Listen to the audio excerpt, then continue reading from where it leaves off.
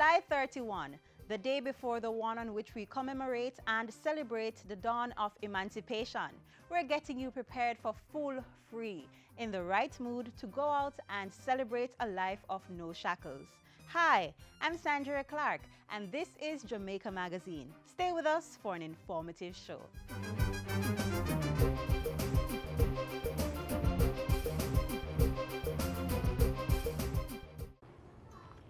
What about me, Jay?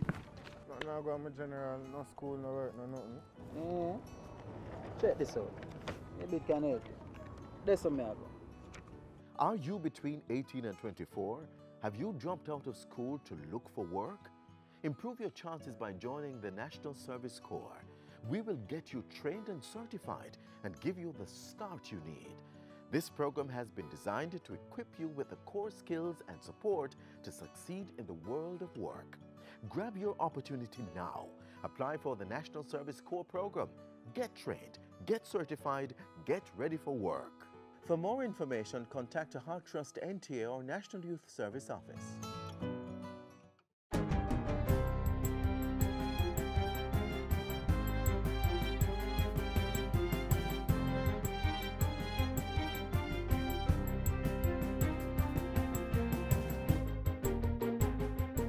Good day, I'm Lorraine Mendez, and this is your JI's News for Tuesday, July 31.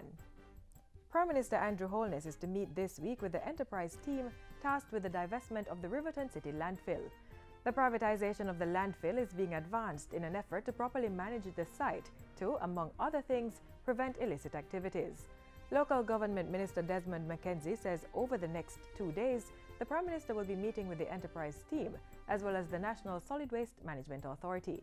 Those meetings started earlier today. The enterprise team was named in October 2016 to identify a preferred waste management provider for the landfill. Before the end of the week, there will be a major announcement as it relates to the Riverton City landfill. Mr. McKenzie made the statement yesterday at a press conference to update the nation on the recent fire at the waste disposal facility.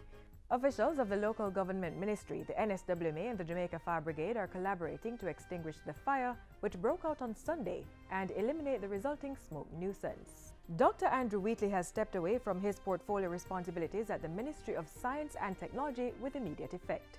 Dr. Wheatley submitted his letter of resignation to Prime Minister Andrew Holness yesterday. In it, he said the decision came after consultations with the Prime Minister and was to facilitate a general performance review of the board and executive levels of the ministry without his presence or ministerial authority. He says this is necessary to reassure the public that the highest standards of probity are being applied to the administration of the affairs of public bodies under the portfolios. In his letter, Dr. Wheatley asserted his commitment to good governance and upholding public trust, saying he would continue to exercise those principles in executing his parliamentary obligations. A fully digital patients' records and management system is now in place at the University Hospital of the West Indies, UHWI. The Hospital Information Management System was launched on Friday, eliminating the paper-based filing system. Board Chairman James Moss Solomon says the technology is enabling a more efficient operation of the hospital and faster turnaround time for patient care. Today, this system is going to put us on a road to achieving our goal.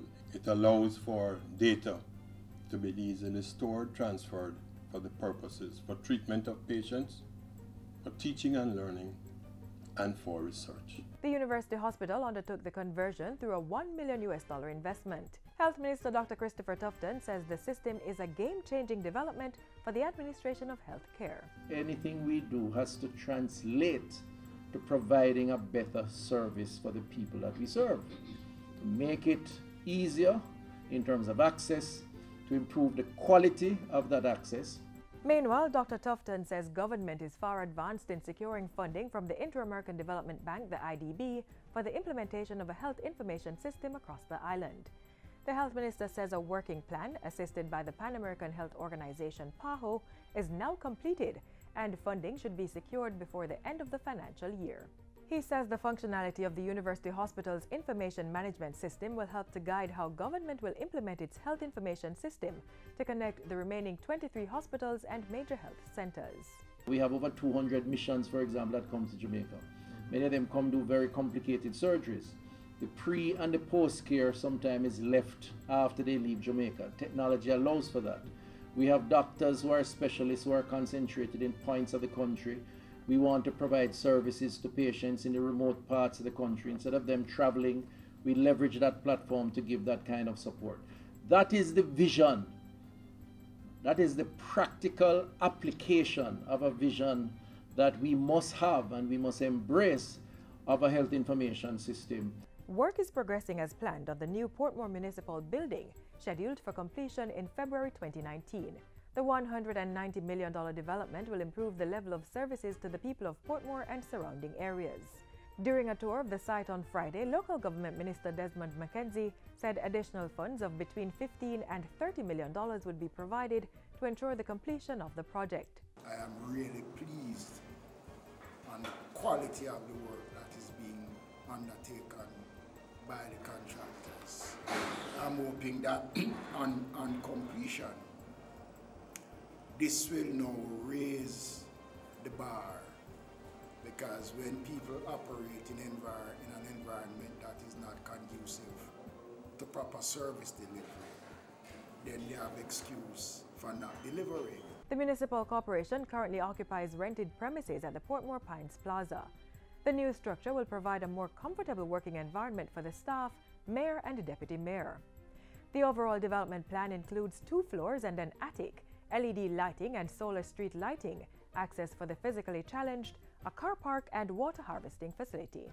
And finally, Irish potato farmers are being urged to have their farms certified in order to benefit from the export market. Minister without portfolio in the Ministry of Agriculture, J.C. Hutchinson, says meeting international and local standards are a sure way of expanding their farms and income. Minister Hutchinson says the standards also allow for the production of safe foods. You are going to have your crops certified.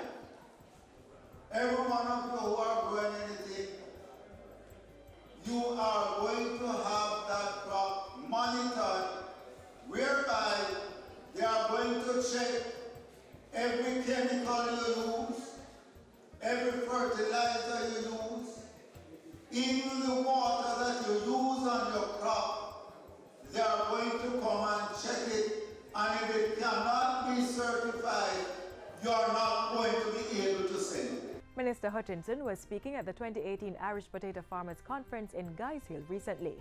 He had high praises for the farmers in the Guys Hill belt for their 30% contribution to the productive yield of Irish potatoes in the 2017-2018 crop year.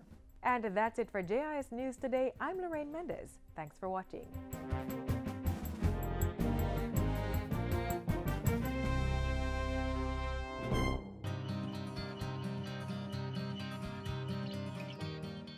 Prime Minister Andrew Holness is cementing international partnerships. Last week, he was on the continent of Africa, engaged in bilateral discussions and negotiations with leaders of Namibia, Brazil, Russia, India, China, and South Africa. Take a look.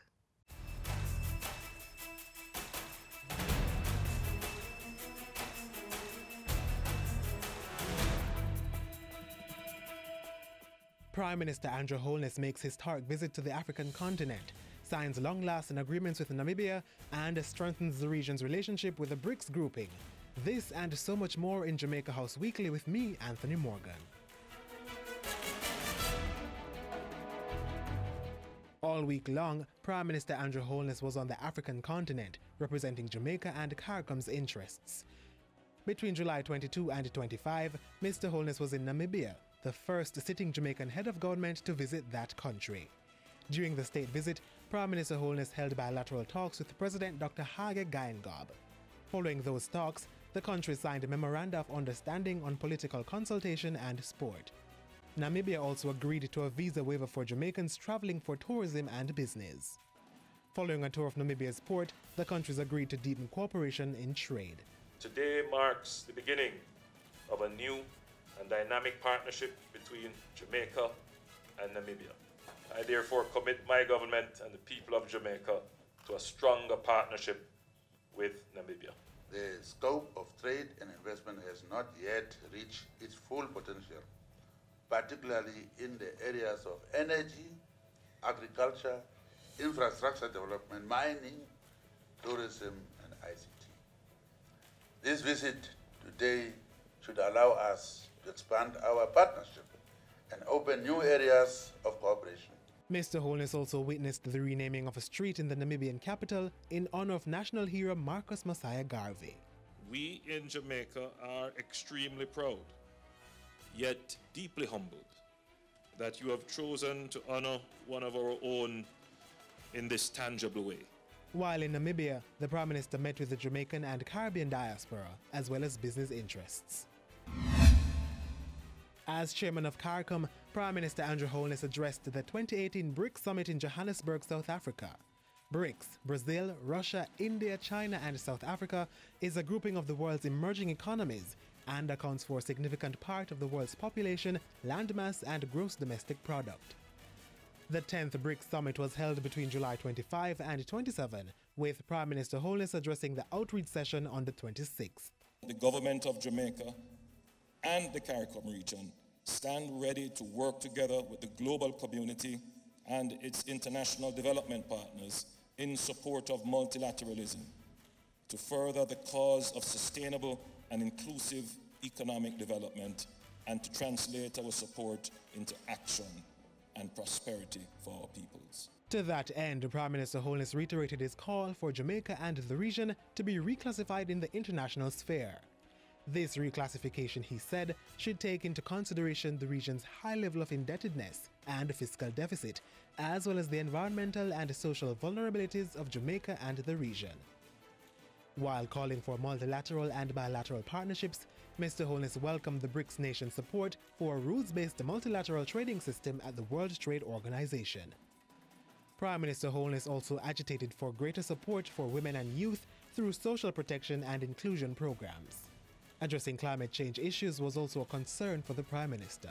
We join and reiterate the BRICS call for all countries to fully implement the Paris Agreement and for developed countries to provide financial, technological, and capacity-building support to developing countries in this regard. Before his historic address to the BRICS Summit, Mr. Holness held a town hall meeting with the Caribbean diaspora in South Africa. I urge you to cast your eyes to the Caribbean region in the same way I'm urging my Caribbean brothers and sisters to look to Africa in a serious way. There is great potential and great things happening on this continent. Prime Minister Holness also shared Jamaica and CARICOM's positions on a plethora of world issues when he was interviewed by the press. Being invited to participate in the outreach gives an opportunity for small island economies to bring their challenges to a global forum such as BRICS and to create the awareness and to bring leaders to an understanding as to what they could do to assist small economies to support a stronger system of global trade. And Mr. Holness took some time to sightsee in South Africa. Back on the island, acting Prime Minister Dr. Horace Chang committed Jamaica's chairmanship of CARICOM to maintaining the viability of the University of the West Indies. He said the CARICOM heads had acknowledged the $20 million owed to the regional institution, and moves were being made to address it. We must always recognize that to maintain the institution of higher learning is critical in our long-term development. Short-term gains by holding back on any of our contribution is, in fact, long-term damage to the entire Caribbean community. Dr. Chang was speaking at a welcome gala reception for Chancellor's Week in celebration of the UWI's 70th anniversary. And that's how we close out Jamaica House Weekly. Be sure to join us next time for more of the news stories coming out of the Office of the Prime Minister.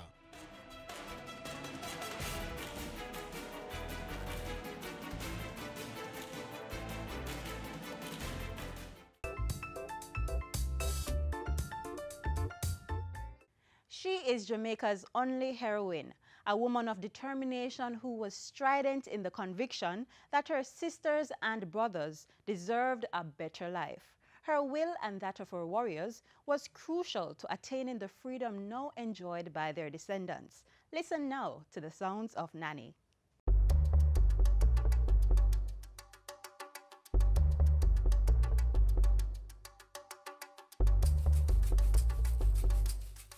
Today, Moortown and other communities in the Blue and John Crow Mountains of northeastern Jamaica stand as permanent reminders of the bravery and fortitude of the island's only female national hero, Nanny of the Maroons. Nanny was among a group of brave enslaved men and women who dared to resist their master's rule by running away. These runaway slaves formed communities in the hilly interior of the island and fiercely protected them from the Spanish and later the British. After decades of warfare, the British finally yielded by recognizing the Maroons as an independent people with the signing of a treaty in 1739. The autonomy of the Windward Maroons is largely due to Nanny's tenacity as a revolutionary chiefess. Most of what we know about Maroon leaders, including Nanny, has been passed down through oral history, but that hasn't diluted her prominence in Jamaican folklore. According to stories, Nanny came to Jamaica as a slave from the Ashanti tribe of the Akan region of West Africa. It is said that she, along with her brothers Akompo, Kojo, Johnny, Coffee, and Kwaho, ran away from a St. Thomas plantation, settling in the mountains of Portland.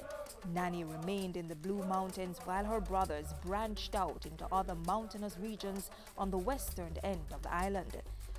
Popularly known as Nanny Town, Tony River, as the Maroons called it, was led by Nanny.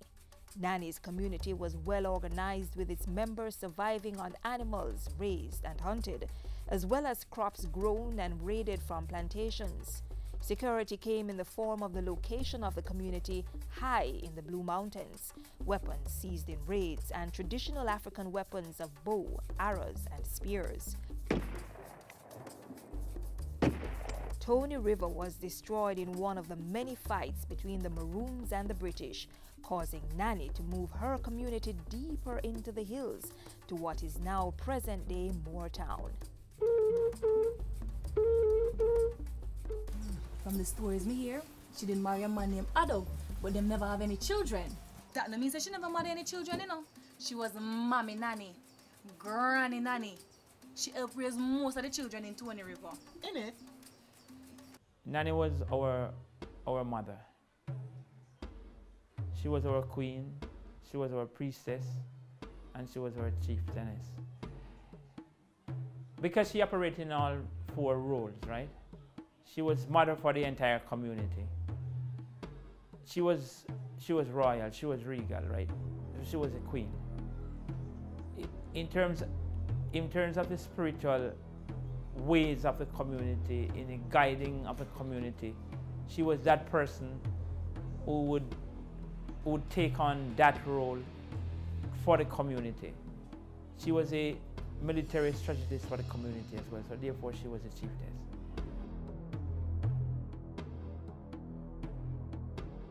Any leader of any ilk or any quality generally rules with two gloves.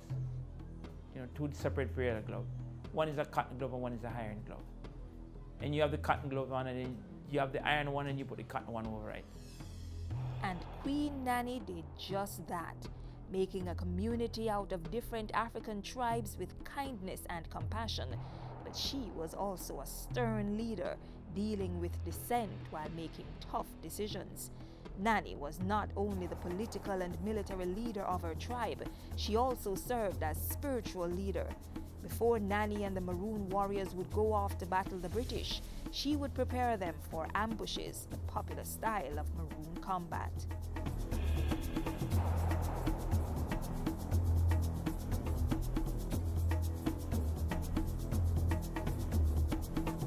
Warriors would be trained, and everybody would be given a cut, and they would send to a special pool in the river, right? Where they could go and dip in the water. And if you come back out and your cut is not well, then you don't go to fight. But anybody who dip and come back out and their cut was well, then they can go into fight. You know, there are times when it required a consultation with the jege, and if you consult the jege and the jege tell you can't go, then you don't go to fight. You do a lot of things, and that was going on the responsibility.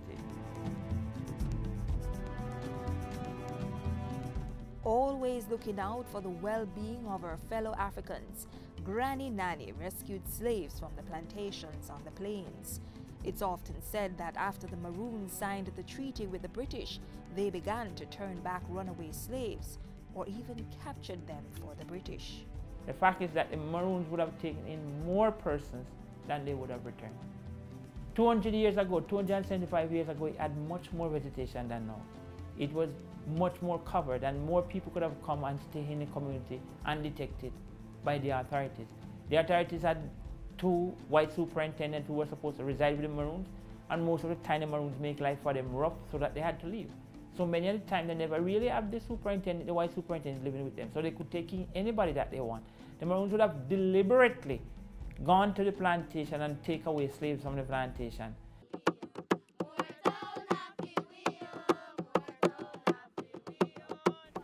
What about her death though? Like, how did she die? Well, the British want people to believe that them loyal slave copy did kill her in the war. But the Maroons themselves Nanny lived long after the war ended. She buried in a bump grave in Moortown. A legacy. Talk to me about her legacy. Legacy. Today, Maroon communities such as Moortown continue to keep Nanny's warrior spirit and Maroon heritage alive. We like Jamaica to know that we're still here. You know, the generation is still here, and we're still keeping the things together. You know what I mean? We still drum, we still dance, you know. So Jamaica can just keep on, you know, come and who want to can come and visit the community, and we're here, you know, to take you on the tours wherever you want to go. You want to go to Nanny Falls, you know what I mean? You want to sit and reason about Nanny. We're still here. It's not like the culture dead out or anything like that. So Nanny was truly a mystical woman of all seasons. Yes. Like, when we tell you more about the heroine, we can get the Nanny now. You're not easy, you know. But no problem. You can have your Nanny. Hmm?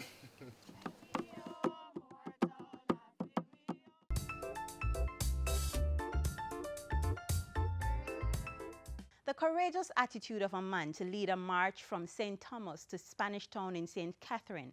Courage that could not be dampened by the sweltering heat or rigors of the hundreds of miles trek, or even the failure to secure a meeting with the then governor. The leader and his followers would retreat for a while, but their determination to defend the rights of workers was not to be in vain. It would come with the ultimate sacrifice, but the reward is in the 56 years of independence we enjoy. Next, the man behind the movement, Paul Bogle.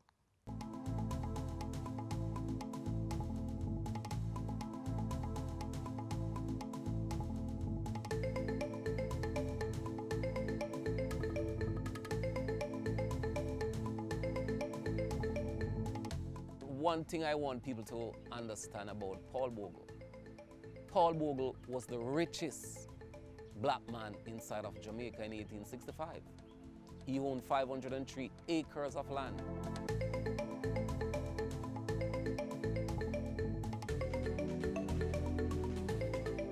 When you look at what Paul Bogle owned, Paul Bogle didn't have to give his life for his country. Yet he did, and for that he was declared a national hero in 1969, the highest honor that could be awarded by a grateful nation. The history of his life and death tells us that the journey to that pinnacle of national recognition was one fraught with danger and ultimately deadly.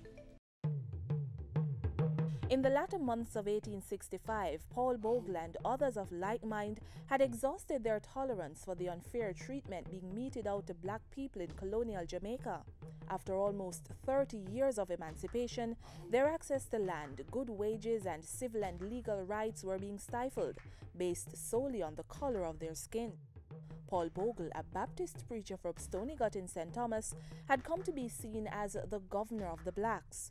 So when he began his fateful 50-mile march to the then capital, Spanish Town, they followed and were denied the audience they sought with Governor at the time, Edward John Eyre. Paul Bogle was relentless, and the preacher and his men would later descend on the Morant Bay courthouse while it was in session, determined to have their say. history has labeled that incident the Morant Bay Rebellion. What began as a peaceful gathering to agitate for the fair and equal treatment of all citizens, black or white, ended in chaos and bloodshed. In the end, more than 430 people were killed, hundreds more flogged, 1,000 dwellings destroyed, and the courthouse razed by fire. For this rebellious act, Bogle was deemed the instigator, and in October 1865 he was captured and hanged. Bogle has to be looked at in the context of his own actions. We need to understand that in 1865, Bogle in many respects was representing what people of his group, people of his neighborhood, people of his historical background were faced with. This is just a few years, maybe less than 30 years after emancipation. And emancipation in 1838 had simply not brought the blessings that most ex-slaves had hoped for. One blessing that they had looked for was land. That didn't come. They might also have hoped for some sense of equality. That hadn't come either. Because while in theory all Jamaicans were citizens, they were certainly not equal in the eyes of the law. We have recourse today to many things. We have recourse to the newspapers, to the courts, to the parliament, etc. You know, we have places we can turn to. I mean, we can call up the talk show host and raise the devil. Or we can write terrible letters to the newspapers. We can demand to see our member of parliament, etc. Bogle and those guys didn't have anything like that. You know, so you can't equate the two things at all. And don't forget what they tried to do. They even wrote a letter to the Queen, you know. They walk all the way to Spanish Town to see here. I mean, these guys tried everything. They were not to be confused with agitators on the street. They were not that. Bogle's sacrifice was not in vain. The Morant Bay Rebellion would become the catalyst for many developments in Jamaica. Education, health, and social services, the things for which Bogle agitated, would eventually be greatly improved. Still, the sacrifice was not all Paul Bogle's. Others who bore his name would later face prejudice and persecution for his actions on and before that fateful day. The Morant Bay Rebellion, as it was called, you know, caused the Bogle family to live a bush like wild animals. My father and my grandfather told me that it was illegal to educate any Bogle in Jamaica. Many people in St. Thomas who name Bogle, they can't even relate Paul Bogle's story good enough. Because guess what? It's not something that the family get into easily. Because until this day, sad to say, but it has divided the family. The family never ever come back to what they used to be because of Morant Bay Rebellion. Still, the family is proud of its elder and feels some vindication in his eventual recognition as a national hero. What really drives a deacon that is on the pulpit, a man that is not in need of anything to do something like that? That is the broader point. Paul Bogle, the father of 7 children, a sibling to 5 brothers, owner of his own little kingdom, a black man who in 1865 had the right to vote, was a warrior for equal rights, a man who was resolute in the fight for his people.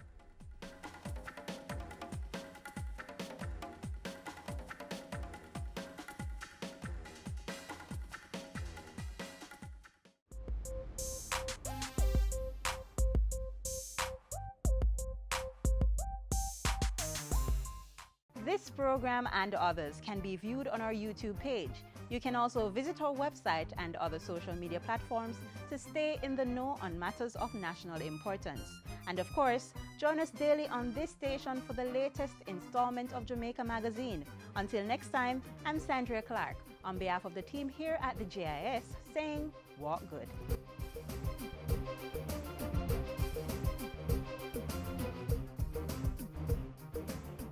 This has been a production of the Jamaica Information Service, the voice of Jamaica.